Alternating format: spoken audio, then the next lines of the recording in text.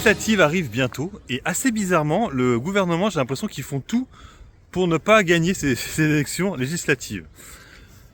Je rappelle déjà qu'Emmanuel Macron avait annoncé à très peu de temps qu'il comptait peut-être envoyer des troupes en Ukraine pour aider les Ukrainiens contre la Russie. Bon, c'est pas vraiment quelque chose que attendent les Français, faut être honnête. Donc voilà. Ensuite, il y a eu l'histoire des impôts, pas les impôts. Ce sera ça justement. Pas les impôts, non, le chômage. Ils avaient dire que ils vont certainement réduire les indemnités. Ça a été annoncé il y a très peu de temps par le Premier ministre, Gabriel Attal. Et encore le Premier ministre a annoncé là aujourd'hui, non hier c'était, tout ce qui est en rapport avec la rente. Vous savez, les rentiers. Eh ben ils vont taxer les rentiers. Alors les rentiers, ça peut être de différentes choses, bien sûr. La rente immobilière.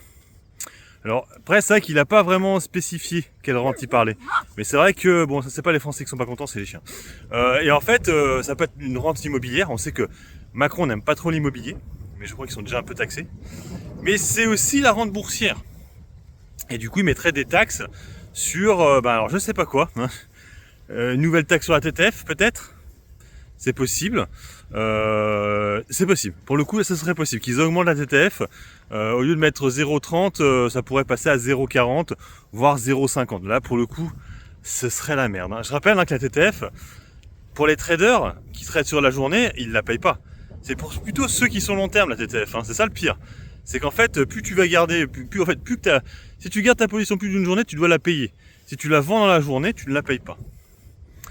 Et le problème, c'est que s'il fait ça, les gens vont se détourner des actions françaises, ils vont aller chercher sur les sociétés étrangères. Il n'y a pas de TTF. Je pense à du Stellantis, ST Microélectronique, trucs comme ça. Donc bon, c'est une possibilité. Après, j'ai entendu dire livret A, tout ça, j'y crois pas une seule seconde. Quand le livret A, c'est pas rentier, ça. C'est pas être rentier en étant en livret A. Pareil, l'assurance vie, pour moi, c'est pas être rentier, quoi. Une assurance vie, c'est pas avec ça que tu vis ta rente.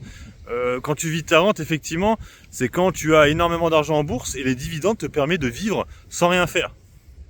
Donc, pour vous donner un ordre d'idée, en 2020, avec 320 000 euros, tu pouvais être rentier. Maintenant, il faudrait quasiment 500 voire 600 000 euros pour être rentier. C'est beaucoup plus difficile maintenant vu que les marchés sont extrêmement hauts.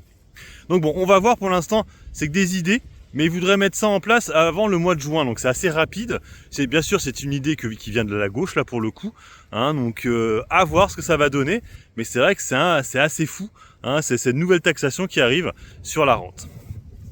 Je sais pas ce que vous en pensez. Vous pouvez mettre en commentaire votre ressenti, votre feeling, peut-être qu'il fera rien. À voir. Wait and see, comme on dit. Allez, sur ce, moi je vous laisse. Bon investissement à tous et puis bon trade. Ciao, ciao.